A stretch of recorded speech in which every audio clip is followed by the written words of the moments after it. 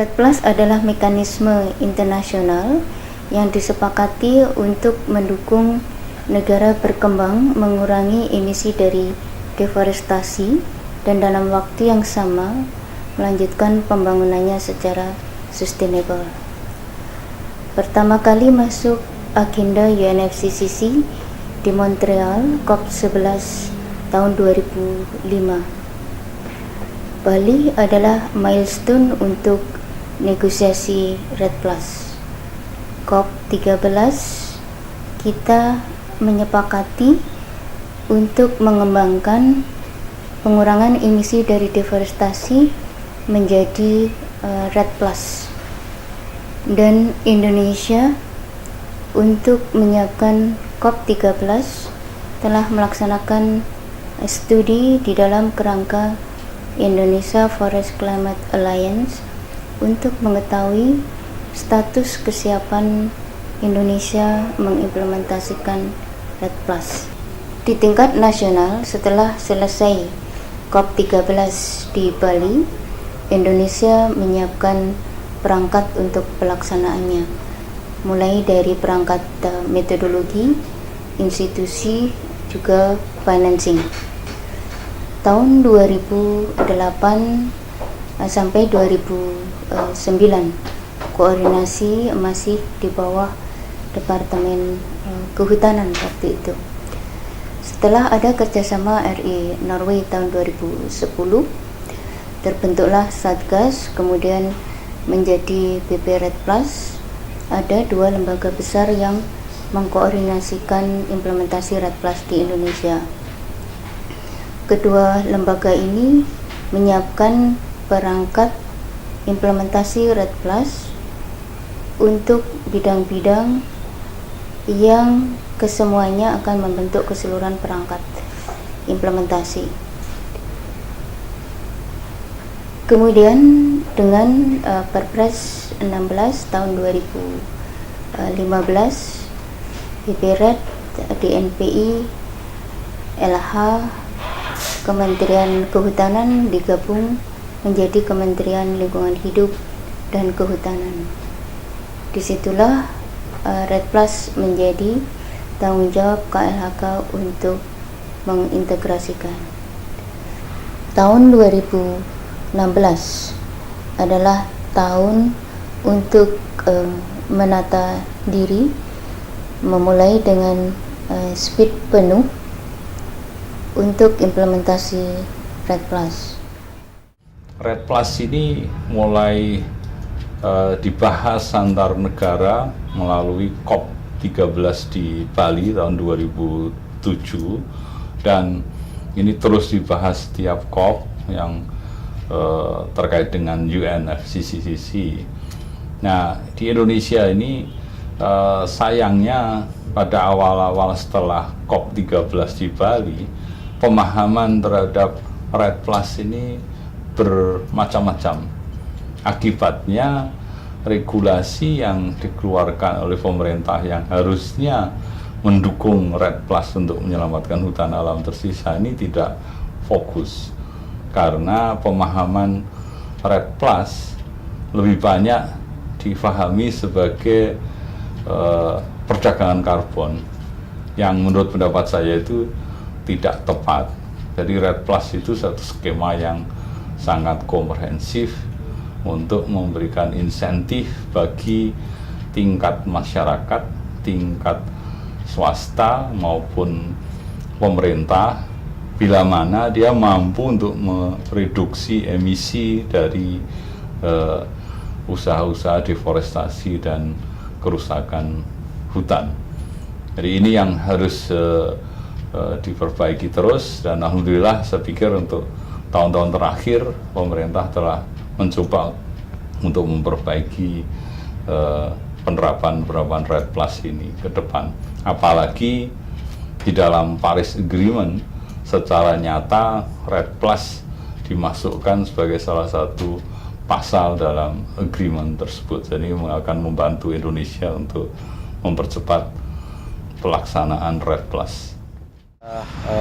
COP di Bali tahun 2007, Indonesia segera menyiapkan berbagai hal, diantaranya adalah regulasi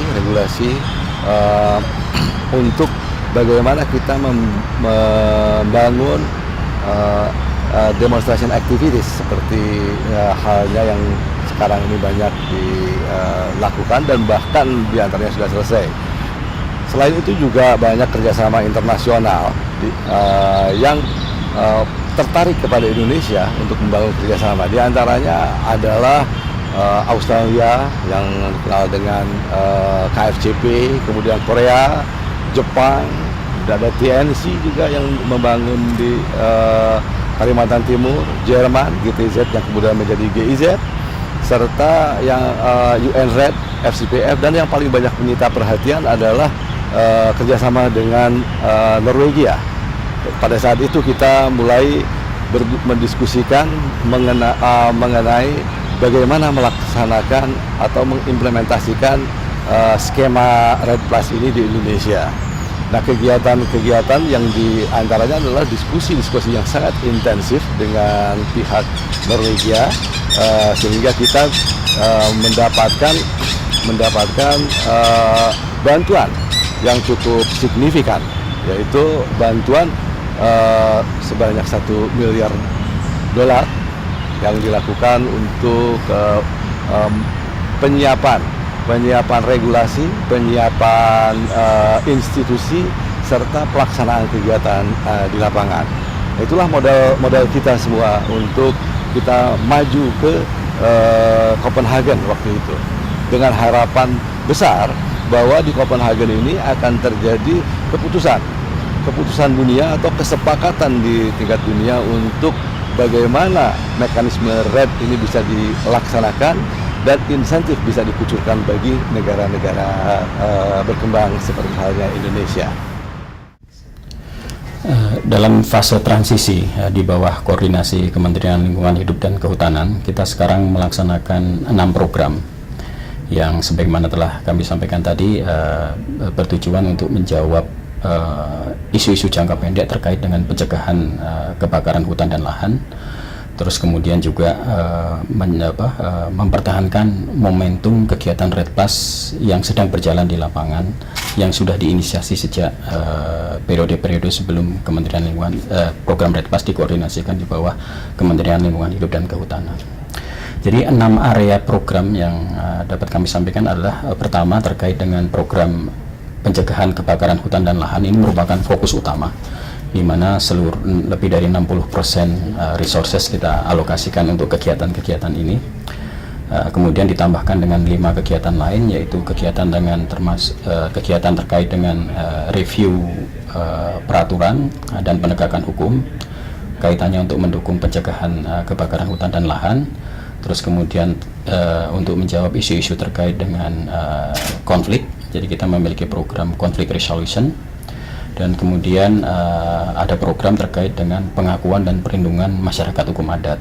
Ini juga program penting yang tidak bisa kita tinggalkan, karena kegiatan-kegiatan terkait dengan pengakuan dan perlindungan masyarakat hukum adat sedang berjalan, dan momentum ini tidak boleh ditinggalkan walaupun ada transisi program dari BPRED ke Kementerian Lingkungan Hidup dan Kehutanan.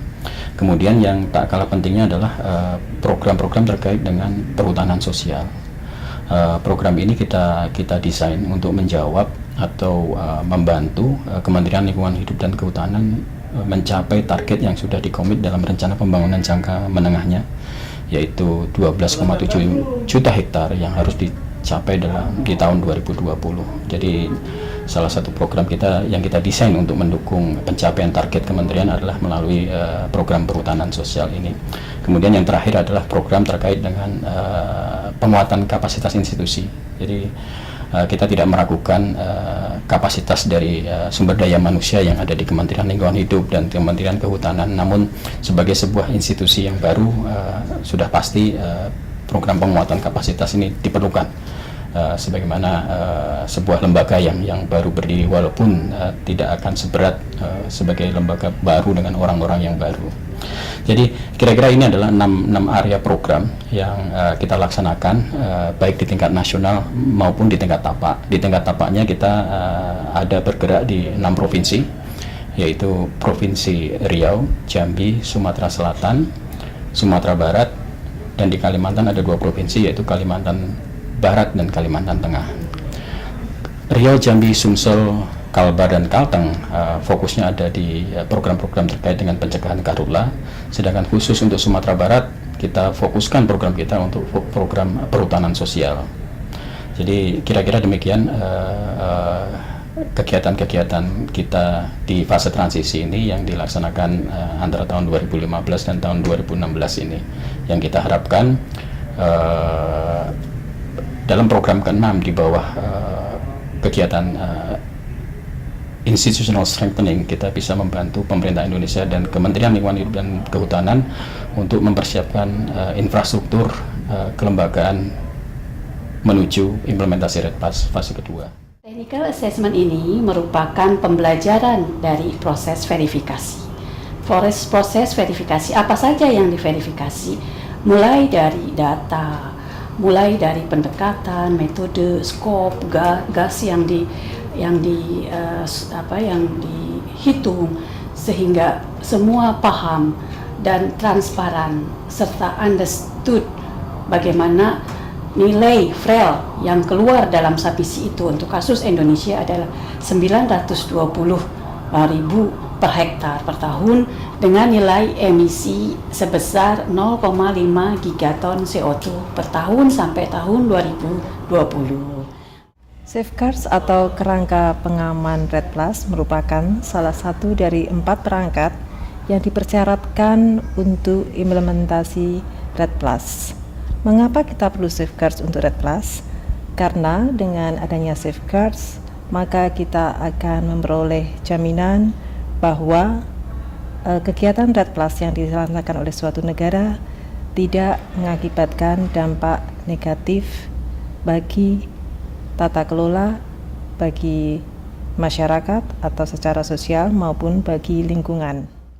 Peranan masyarakat lokal dalam pengelolaan berkelanjutan mengatasi perubahan iklim, khususnya di Jambi ya, memang kita melibatkan berbagai elemen, baik itu teman-teman dari CSO atau LSM, juga teman-teman dari para pihak. Upaya telah dilakukan, kita telah menyusun program strategi rencana aksi di provinsi, yang diantaranya ada desa hijau, sekolah hijau. Di situ diantaranya juga memberikan penyuluhan atau informasi tentang apa sih itu perubahan iklim, terus apa keterlibatan masyarakat dalam menjaga perubahan iklim tersebut. Misalnya masyarakat desa di situ melalui anak-anak sekolah atau melalui kaum ibu, melalui kelompok tani itu dapat menjaga kondisi alamnya tidak membakar sembarangan, jadi disesuaikan dengan kondisi iklimnya.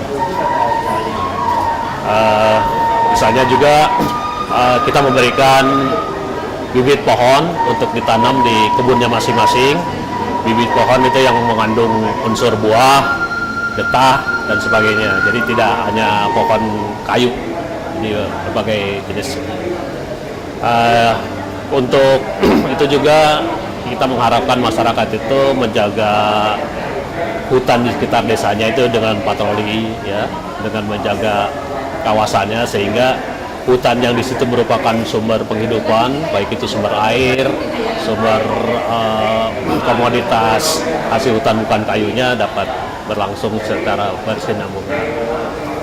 Kami dari swasta ingin berperan aktif dan berkontribusi dari kalangan usaha dalam mendukung program pemerintah Indonesia dalam menurunkan target nasional emisi karbon 26%, menyusun dan membuat model bisnis dengan tidak merusak hutan melalui skema REDD+, penyerapan karbon, dan restorasi ekosistem, membangun percontohan kemitraan antara swasta dan masyarakat lokal dalam upaya pelestarian dan perlindungan hutan dan biodiversity. Perkembangan lebih lanjut dari RED ini, banyak orang sudah mulai berpikir untuk cenderung tidak membicarakannya, tapi menggunakan pendekatan lain untuk membicarakan itu. Misalnya melalui upaya mendorong pencegahan kebakaran hutan, lahan, dan seterusnya. Harapan kita isu ini mestinya dikemas demikian ulang supaya menjawab kebutuhan nasional. Jadi tidak semata-mata sebagai satu isu internasional yang masuk ke Indonesia dan direspons oleh kebijakan, tapi terutama sebagai isu nasional yang harus merespon kebijakan nasional itu sendiri dan kebutuhan Indonesia. Hello, my name is Adrian. I'm a graduate student of International Development Studies at the University of Copenhagen in Denmark, and I'm here at the National RED Plus Day to learn about RED Plus implementation in Indonesia. My interest in RED Plus is primarily because I'm interested in political ecology, in the politics of land ownership and land use in Indonesia, with a special focus on the human rights of indigenous peoples in Indonesia and their land rights. And so I'm particularly interested to learn more about how indigenous peoples are interacting with the RED Plus program, and how they can try to strengthen their claims to maintain their lands and territories through the RED program. And I want to see how this process is occurring across Indonesia, what are regional differences in implementation of the RED program with regards to that. And yeah, that's my interest, and I'm glad to be here and have the opportunity to learn about the current state of RED Plus implementation in Indonesia. Nama saya Bastian Wamafma,